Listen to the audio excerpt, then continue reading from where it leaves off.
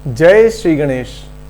नमस्कार दोस्तों, उम्मीद है कि आप स्वस्थ होंगे, व्यस्त होंगे और मस्त होंगे। आज आपके लिए एक ऐसा वीडियो लाया हूं जिसमें आपको प्रॉब्लम जिंदगी की कोई भी हो, आप आसानी से उसको समझ के सॉल्व कर पाएंगे। प्रॉब्लम आपकी चाहे लव इंटरेस्ट की हो, आपकी रिलेशनशिप्स में कोई प्रॉब्लम आ रही हो, या आपके पास में पैसा नहीं आ रहा हो, जॉब में प्रॉब्लम है कि बिजनेस ठीक से नहीं चल रहा, या फिर घर का वातावरण ठीक नहीं है, या आप जो काम करते हैं उसमें सक्सेस पूरी नहीं मिलती, या फिर ऑफिस में पॉलिटिक्स होती है और हिडन एनिमीज आपको परेशान करते हैं। किसी भी तरीके की प्रॉब्लम हो दोस्तों, सिर्फ आज के वीडियो में शुरू से एंड तक आप देखेंगे तो मैं आपको लगभग सारी चीजें बता दूंगा। तो दोस्तों बिना लेट किए हुए शुरू करते हैं और इस वीडियो को लास्ट तक जरूर देखिएगा, क्योंकि एक सेकंड भी आपने मिस कर दिया तो बहुत इंपॉर्टेंट इंफॉर्मेशन मिस हो जाएगी। चलिए दोस्तों स्टार्ट करते हैं। सबसे पहले हम ये देखते हैं कि एक्चुअली हम जो बर्थ चार्ट बनाते हैं, कुंडली चार्ट बनाते हैं, वहां से स्टार्ट करके हमें आगे कैसे बढ़ना है। तो दोस्तों देखिए, बहुत सीधी सादी बात है।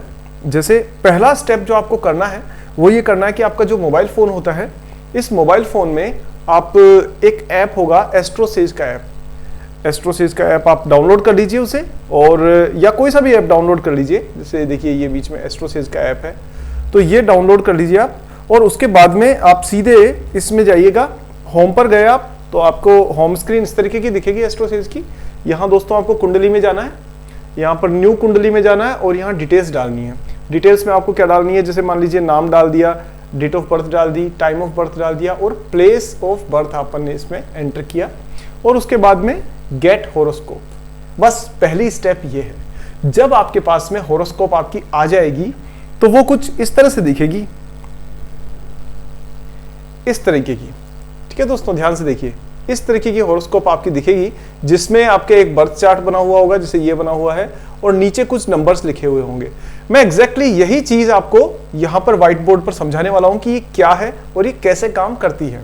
बहुत पावरफुल टेक्निक है दोस्तों, ध्यान से देखिएगा। देखिए, जो स्क्रीन पर था वो मैंने यहां बनाया है, तो आप ये देखेंगे कि ये जो है इसको आप क्या कहते हैं, ये है आपका लग्ना चार्ट। लग्ना चार्ट क्या है, ये आपका बर्थ के टाइम का चार्ट है। जब आकाश में अलग अलग प्लैनेट्स की पोजीशन थी, वो सारी इसमें जैसे हम सेल्फी लेते हैं वैसे ही प्रिंट हो गई है। अब देखिए दोस्तों, इस बर्थ चार्ट को सबसे पहले समझते हैं, और जब हम इसे समझ लेंगे उसके बाद में हमें देखेंगे कि हमारी लाइफ की प्रॉब्लम्स क्या है और हम उन्हें इस बर्थ चार्ट की हेल्प से कैसे हैंडल और सॉल्व कर सकते हैं। चलिए, तो दोस्तों पहली स्टेप हमने पार कर ली है। सेकंड स्टेप में क्या है, पहले इस बर्थ चार्ट को एक बार समझ लेते हैं, बहुत आसानी से समझ में आएगा आपको। देखिए, यहां आप देखेंगे तो यहां पर सेक्शंस बने हुए हैं 1, ये जो रेड में आप देख रहे हैं ये हाउस नंबर है। और दोस्तों जैसे किसी कॉलोनी में, सोसाइटी में हाउस नंबर सेम रहता है, लोग आते हैं और जाते हैं, बट हाउस नंबर चेंज नहीं होता, इसी तरह से ये जो रेड में लिखे हुए हैं ना, ये हाउस नंबर सेम रहते हैं, क्योंकि इन हाउसेस को अलग अलग डिपार्टमेंट्स दिए हुए हैं और वो डिपार्टमेंट फिक्स्ड है। तो जैसे फर्स्ट हाउस है, ये हाउस है आपका सेल्फ पर्सनालिटी का हाउस। सेकंड हाउस है, ये है आपका रिसोर्सेज, मनी, पैसा, आपकी फैमिली, आपकी जो स्पीच है उसका हाउस। थर्ड हाउस जो है वो दोस्तों हाउस है आपके एफर्ट्स का, पराक्रम का, पावर का। Fourth house is the house of domestic environment, आपका घर, आपकी जो होम है वो, साथ में जो लग्जरी वाली चीजें हैं वो भी आप यहीं से देखते हो, जो कंफर्ट देने वाली सारी चीजें हैं वो सब आप यहां से देखते हो। फिफ्थ हाउस ये दोस्तों क्रिएटिविटी को शो करता है। Anything which is pleasurable and creative can be seen over here. तो इसमें आपकी हॉबीज आ गई, आपके इंटरेस्ट आ गए। बच्चे जो हैं, किड्स हैं हमारे, वो भी तो एक तरीके का क्रिएशन ही है जो हमने किया है, तो ये क्रिएटिविटी यहां पर देखी जाती है। नेक्स्ट सिक्स्थ हाउस जो है वो आपका day to day professional services को दिखाते हैं, और साथ ही ये रिपू हाउस यानी कि ये एनिमीज का हाउस भी है। तो यहाँ पर कई प्रकार की जो छोटी मोटी बीमारियां होती है वो देखी जाती है, और दुश्मनों को भी, जो सामने वाले दुश्मन है उनको यहाँ से देखा जाता है। दोस्तों 7 नंबर ये है आपके लाइफ पार्टनर का हाउस, और आप जीवन साथी जो है उनके बारे में, या बिजनेस पार्टनर के बारे में, या रिटेल बिजनेस के बारे में सब कुछ यहाँ से जान सकते हैं। 8th हाउस, हाउस है आपका सीक्रेट्स का, हाउस है डेथ का, हाउस है डिस्कवरी का और रिसर्च का। 9th हाउस जो है वो दोस्तों लक का हाउस है, ये फादर का भी हाउस है, और साथ में ये आपकी जो लॉन्ग डिस्टेंस ट्रेवल होती है उसका भी हाउस है। 10th हाउस जो है वो बहुत ही इंपॉर्टेंट है, क्योंकि ये हाउस आपके प्रोफेशन का हाउस है, ये प्रोफेशन का हाउस है। यहाँ से आपकी समाज में जो रेपुटेशन है, प्रोफेशनल सक्सेस है, बॉस है, करियर है, आप यहाँ से देखते हैं। 11th हाउस जो है वो दोस्तों इससे कनेक्टेड है। ये हाउस अगर प्रोफेशन का है तो ये हाउस प्रोफेशनल गेन्स का है। तो जितनी भी आपको प्राप्तियां होती है, जो गेन्स हैं, जो प्रॉफिट्स हैं, वो सारे आप 11th हाउस से देखते हैं। और दोस्तों 12th हाउस जो है वो हाउस है एक्सपेंसेस का। तो किसी भी तरीके के जो एक्सपेंसेस होते हैं, जो लॉसेस होते हैं, वो आप 12th हाउस से देखते हैं। ये साथ में हाउस है आपका हॉस्पिटलाइजेशन का, कोर्ट केसेस का भी हाउस है, और ये स्पिरिचुअलिटी का भी हाउस है, और दोस्तों ये मोक्ष का भी हाउस है। चलिए, अब ये हाउसेस जो हैं और इनके जो नंबर्स हैं, इनके डिपार्टमेंट फिक्स्ड है।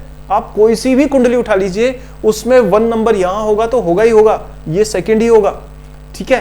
तो लगना जहां पर लिखा रहता है एल, आप क्या करिएगा, जहां पर एल या लगना एल ए लिखा रहेगा उसको फर्स्ट हाउस मान के और एंटी क्लॉकवाइज आप इसको काउंट कर लीजिए, ताकि आप हाउसेस को पता कर सके कि कौन सा हाउस कहां है। नेक्स्ट, हाउस की बात होने के बाद अब बात आती है कि इसमें बैठी हुई राशियां कौन सी हैं। तो दोस्तों जैसे हमने बात की थी कि यहां पर क्या होता है कि बहुत सारे स्टार्स का कलेक्शन करके और हमने कुछ कुछ ग्रुप्स बना रखे हैं, जिनकी शेप के हिसाब से हमने उन्हें एक नाम दे रखा है, और वो नाम उस राशि का नाम कहलाता है। जैसे आपके सबसे पहले होती है एरीज।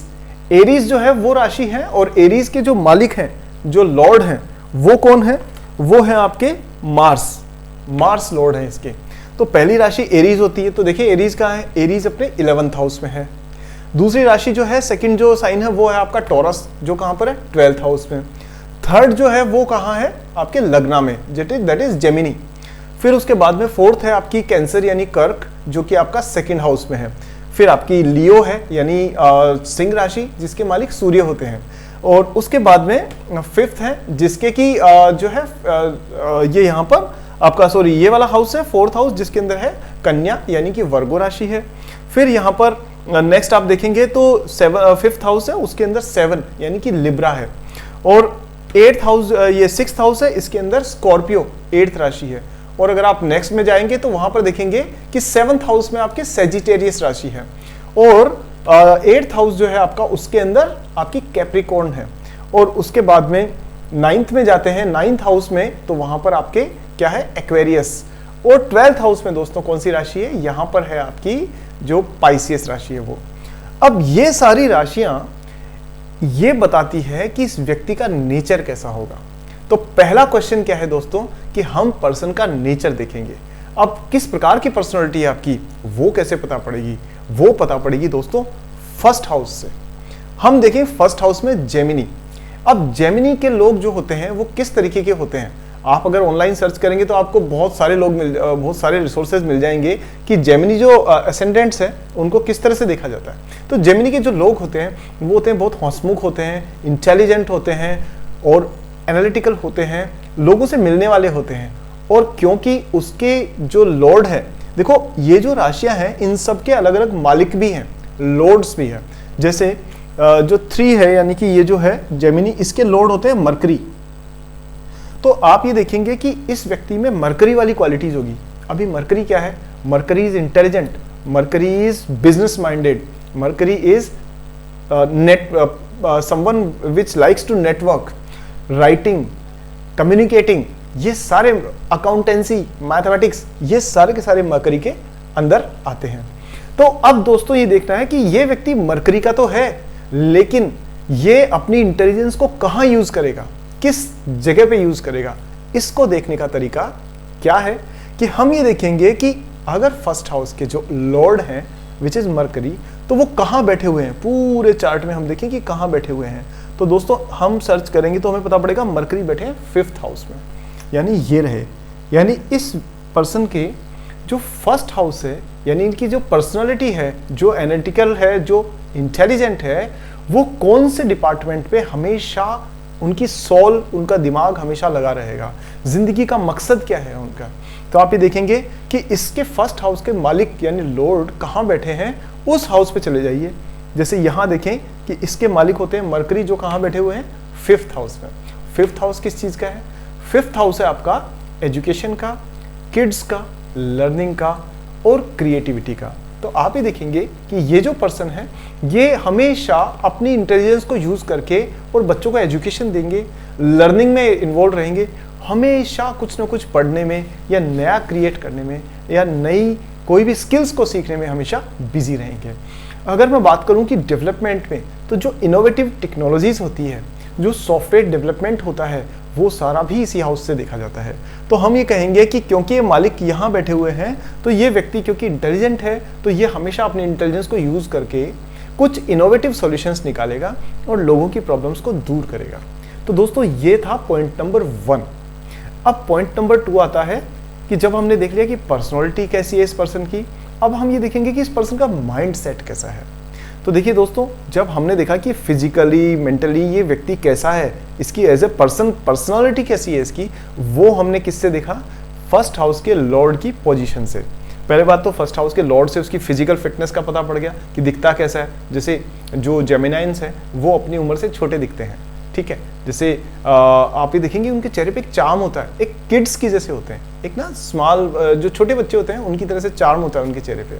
तो वो आप यहाँ से देख लेंगे। अब यहाँ कोई और नंबर होता तो उसकी और कैरेक्टरिस्टिक्स होती, वो मैं आपको आने वाली वीडियोस में पूरा खुल के बताने वाला हूँ।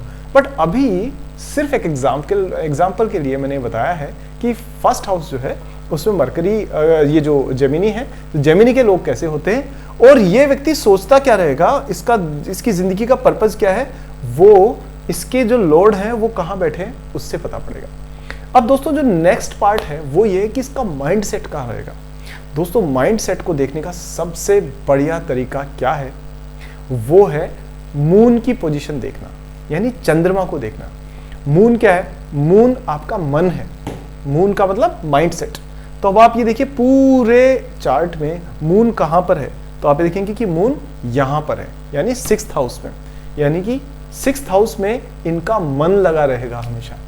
अब देखिए दोस्तों, काम चाहे वो इस फील्ड के कर रहे हो, लेकिन उनका मन यहां होगा। तो देखिए हमारा जो पर्सनालिटी एक अलग टाइप की है और हमारा माइंडसेट अलग है, और ये दोनों जरूरी नहीं है साथ हो।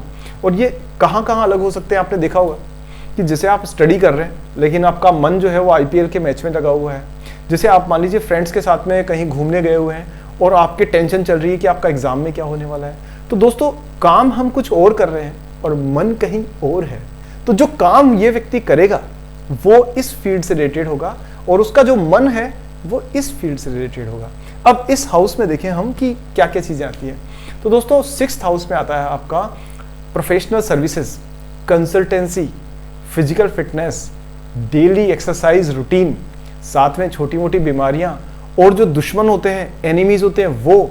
और इन सब से बड़ी बात यह है दोस्तों, यहां से देखे जाते हैं क्या? Competitive exams, competitiveness. तो ये व्यक्ति हमेशा लोगों को आउट कॉम्पीट करने के बारे में ही सोचता रहेगा, क्योंकि ये हाउस क्या है? चैलेंजेस को और उनको पार करने को शो करता है। तो इस व्यक्ति में आप ये देखेंगे कि इस व्यक्ति की हमें पर्सनालिटी को अगर जज करना है तो 2 चीजें हमें पता पड़ी। पहली चीज क्या पता पड़ी कि इसकी जो सोल है वो किस चीज में है? क्रिएटिविटी में। सोल है क्रिएटिविटी में। और इसका माइंड कहां है? इसका माइंड है कॉम्पिटिटिवनेस में।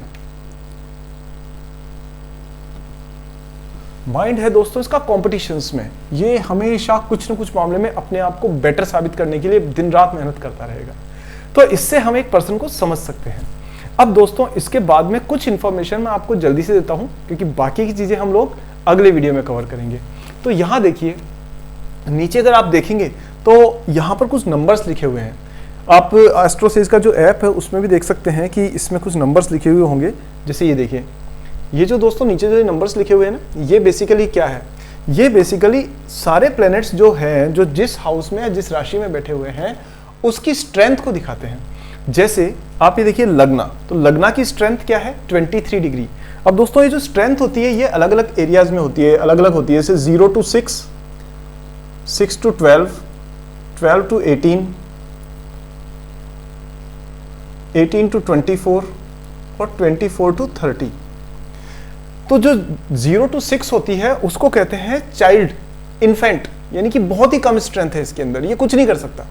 अगर 6 to 12 में जाएं तो ये होता है आपका टीनेजर, यानी कि मैं कहूँगा कुमार, यानी टीनेजर। थोड़ी पावर होती है और जोश ज़्यादा होता है, होश कम होता है। नेक्स्ट है आपका 12 to 18। ये दोस्तों सबसे पावरफुल कंडीशन है।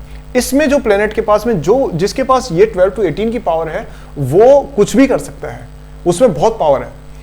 18 to 24 भी पावरफुल है, पर थोड़ी सी स्ट्रेंथ कम हो जाती है क्योंकि उम्र बढ़ने से थोड़ा सा एनर्जी लेवल डाउन हो जाता है, ये मानिए। और वैसे आप इसको अगर साइंटिफिकली समझना चाहें तो आप ये देखिए कि जैसे मान लीजिए ये एक कस्प है, ये जैसे ये मैंने चक्र बनाया है ना, तो ये पूरा 360 डिग्री का सर्कल बनता है। तो उसमें मान लीजिए कि ये एक एरिया है जिसके अंदर सन है, तो सन मान लीजिए यहां भी हो सकता है, सन दोस्तों यहां भी हो सकता है, सन इसके बीच में भी हो सकता है। तो जितना वो इसके सेंटर से दूर जाएगा उतनी ही उसकी स्ट्रेंथ कम हो जाएगी। जैसे आप यहां देख सकते हैं कि ये चमकीला सा कुछ यहां नजर आ रहा है आपको, ये अगर ये इसकी बजाय इस जगह पर होता तो आपको लगता है कि इसकी स्ट्रेंथ बहुत ज्यादा है, लेकिन ये किनारे में चला गया तो आपको लग रहा है कि इसकी स्ट्रेंथ कम है। इसी तरह से अगर 18 to 24 है, दैट मीन्स पावर कम है लेकिन है, फिर भी सक्षम है। लेकिन 24 to 30 डिग्री अगर किसी की है तो दैट मीन्स वो इतना वीक है कि अगर वो कुछ चाहे और बहुत कुछ चाहे तो भी कुछ नहीं कर सकता। तो दोस्तों यहां हम बात करेंगे कि जैसे मैं अब ये जो नंबर्स लिखे हुए हैं उसके हिसाब से देखें। अब सबसे पहले मैं बात करता हूं कि जैसे सन को ले लिया अपन ने, सन के पास 29 डिग्रीज है। 29 डिग्री का मतलब ये कि बिल्कुल किनारे पर है और ये पावर है ही नहीं इनके पास में, तो ये उस हाउस को अफेक्ट ही नहीं करेंगे। तो सन कहां बैठे हुए हैं? सन बैठे हुए हैं 5th हाउस में। 5th हाउस में जहां सन बैठे हुए हैं तो ये 5th हाउस की चीजों में ये लीडरशिप, कॉन्फिडेंस, ये सब दे सकते हैं, लेकिन क्योंकि इनके पास पावर ही नहीं है इसलिए सिर्फ सोच के रह जाते हैं, दे नहीं पाते। तो ये व्यक्ति अपना कॉन्फिडेंस और जो लीडरशिप है उसके लिए इसे बहुत मेहनत करनी पड़ेगी जिससे कि ये चीजों को हैंडल कर सके। अब नेक्स्ट दोस्तों आते हैं, मान लीजिए यहां पर मार्स है। मार्स के पास में कितनी डिग्री है? मार्स के पास में 18 डिग्री। तो इससे आप ये देखेंगे कि मार्स का हाउस कौन सा है दोस्तों? मार्स का जो राशियां होती है वो होती है 1st and 8th, यानी कि एरीज और आपकी स्कॉर्पियो। तो एरीज होती है स्टबर्ननेस, एनर्जी, हाई लेवल, और जो स्कॉर्पियो होती है वो होती है एनालिटिकल, बिजनेस माइंडेड, कैलकुलेटिव। तो आप ये देखेंगे क्योंकि इसके पास में स्ट्रेंथ बहुत अच्छी है तो ये व्यक्ति बहुत एनालिटिकल होगा, और साथ में 6th हाउस और 8th हाउस 11th हाउस को गवर्न कर रहा है। दैट मीन्स 11th हाउस होता है गेन्स का, तो ये अपने करेज को, अपनी एनर्जी को यूज करके और बहुत कुछ हासिल कर देगा। यानी इसको अपने ऊपर ये है कि ये जिस काम में उतर गया वो ये पूरा करके मानता है, इसकी एनर्जी लेवल आपको कभी भी डाउन नजर नहीं आएगी। तो इस तरह से दोस्तों हम ये देखते हैं कि किस प्लेनेट के पास कितनी पावर है। तो आप ये देखिए जैसे यहां पर मार्स के पास में पावर है, अच्छी पावर, तो इस पूरी कुंडली में सबसे पावरफुल प्लैनेट्स में हो गया मार्स। दूसरा आप ये देखेंगे कि वीनस है, तो वीनस के पास 0-1 डिग्री, तो वीनस के पास 1 डिग्री है, तो इस व्यक्ति को वीनस से रिलेटेड प्रॉब्लम्स ज्यादा आएंगी। कैसे कि इसको थोड़ा सा रिलेशनशिप्स वगैरह का इशू आ सकता है, इसकी जो ड्रेस सेंस है, बॉडी ऑर्डर है, उसका प्रॉब्लम हो सकता है। सॉल्यूशन क्या है? वीनस की चीजों को लाइफ में बढ़ा दो, जैसे डिओज यूज करें और साथ में और भी बहुत सारी चीजें यूज कर सकते हैं। इसी तरह से दोस्तों अगर मान लीजिए मैं कहूंगा केतु, तो Ketu is a shadow planet, उसकी 17 डिग्री है तो वो भी ठीक है। मरकरी के पास 11 डिग्री है तो ये भी अच्छी है, बहुत पावरफुल है। दैट मीन्स इसकी इंटेलिजेंस और ये थॉट प्रोसेस बड़ा मैच्योर्ड होगा, कम्युनिकेशन स्किल्स बहुत अच्छे होंगे। सैटर्न के पास 25 डिग्री है। सैटर्न क्या शो करता है? Saturn is hard work, Saturn is organised way of activities, Saturn is constructed house, और Saturn is labour class also. तो आप ये देखेंगे कि ये व्यक्ति 25 डिग्री मतलब ये टीम लीडिंग वगैरह ठीक से कर लेगा, ये लेबर्स का अच्छा ध्यान रखेगा, ये अपने साथ के लोगों से मिलके चलेगा, अपने नीचे काम करने वालों को बुरी तरह डांटेगा नहीं, बल्कि कंधे पे हाथ रख के उनको कहेगा कि कोई प्रॉब्लम हो तो बताना, मैं आपके साथ हूं। यहां देखेंगे मून 19 डिग्री पर, विच इज वेरी गुड। दोस्तों सबसे ज्यादा प्रॉब्लम अगर किसी भी कुंडली में होती है तो वो होती है मून की वजह से। आप देखोगे 50-60% लोगों की कुंडलियों में मून की प्रॉब्लम ही रहती है, और मून है आपका माइंडसेट। तो 19 डिग्री पर मून होना एक ये शो करता है कि ये व्यक्ति शांत रहेगा, ये मन से रिलैक्स रहेगा। वहीं अगर किसी का मून 0 डिग्री है, 1 डिग्री है, या 29 या 30 डिग्री है, तो आप ही देखेंगे वो व्यक्ति मूड स्विंग्स से बड़ा परेशान रहेगा। एक क्षण तो बड़ा खुश रहेगा, फिर बाद में टेंशन में आ जाएगा, चीखेगा, चिल्लाएगा, रात को सो नहीं पाएगा। हालांकि उसका भी बहुत सिंपल सॉल्यूशन है, और वो सॉल्यूशन क्या है दोस्तों? वो ये है, ऐसे व्यक्ति को पानी को बहुत सोच समझ करके इस्तेमाल करना चाहिए। पानी वेस्ट बिल्कुल नहीं करना चाहिए, मून उससे बहुत इजीली कंट्रोल में आता है। सेकेंडली, जो एल्डरली विमेन है जिनके बाल सफ़ेद हो गए, उनकी ब्लेसिंग्स ले वो। तीसरी चीज़ ये है कि वो आमतौर पर जो दूध और उससे बनी हुई खीर वगैरह की जो चीज़ें हैं उनको अधिकतर यूज़ करें, वाइट कलर की गुड्स को यूज़ करें खाने पीने में, और पहनने में लाइट कलर की शेड्स को पहने। तो दोस्तों बहुत हद तक वो चीज़ कंट्रोल में आ जाएगी। हम यहाँ देखते हैं कि जुपिटर नेक्स्ट जो है, जुपिटर के पास 14 डिग्री है, दैट मीन्स इस फील्ड में जुपिटर भी बहुत पावरफुल है इस चार्ट में। तो जुपिटर कहाँ बैठा हुआ है? इस हाउस में, 9th हाउस में। इसका मतलब दोस्तों क्या है कि जुपिटर लक को रिप्रेजेंट करता है। तो आप ये देखेंगे कि इस पर्सन को कभी कभी डिवाइन ग्रेस मिलेगी और इसके काम अपने आप हो जाएंगे। जब भी ये व्यक्ति परेशानी में आएगा तब इसके काम आसानी से कहीं ना कहीं भगवान की तरह से बन जाएंगे। दोस्तों ये बेसिक जानकारी है। एक छोटी सी चीज और बताता हूं मैं आपको, तो ये हम देख लेंगे इसके अंदर। उसके बाद में हमने क्या देखा? हमने हाउसेस देखे, हाउसेस के डिपार्टमेंट्स देखे। हमने 3rd नंबर पे देखा कि राशि कौन सी है, 4th नंबर की राशि के लॉर्ड कौन से हैं, 5th नंबर पे कि कौन सी राशि किस घर में, हाउस में बैठी हुई है जिसको वो अफेक्ट कर रही है। नेक्स्ट हमने देखा कि प्लैनेट्स कौन कौन से कहां बैठे हुए हैं, और प्लैनेट्स जिस घर में बैठते हैं उस घर को असर डालते ही डालते हैं। जैसे इस 5th हाउस में जो एजुकेशन का, क्रिएटिविटी का हाउस है, वहां पर आप देखेंगे तो कौन कौन बैठे हुए हैं? सन, मरकरी, वीनस और मार्स। यानी ये व्यक्ति अपनी एजुकेशन, किड्स को लेकर के वो क्रिएटिव भी होगा, वो वहाँ पर इंटेलिजेंस को भी यूज़ करेगा, वो अपनी लीडरशिप भी यूज़ करेगा, और वो जो वीनस वाली क्वालिटीज होती है ना, ऑर्गेनाइज्ड, एकदम अच्छे से साफ सुथरे तरीके से चीज़ों को रखना, वो भी रखेगा, बुक्स को भी तरीके से रखेगा, और साथ में उसमें करेज भी होगा, एनर्जी भी हाई लेवल की होगी। तो ये आपको इससे पता पड़ा। नेक्स्ट क्या है कि 6th हाउस में मून और राहु बैठे हुए हैं। तो मून मतलब माइंडसेट, तो ये व्यक्ति मून के बारे में सोचता रहेगा, मतलब 6th हाउस के बारे में सोचता रहेगा। राहु साथ में, दैट मीन्स ये यहाँ पर एक्सट्रीमली इसको एनर्जेटिक और डिजायरेबल, बर्निंग डिजायर क्रिएट करते हैं। तो ये कॉम्पिटिटिव एग्जाम्स को पार करने के लिए कुछ भी कर जाएगा, स्पोर्ट्स में कुछ भी जान लगा करके जीत लाएगा ये।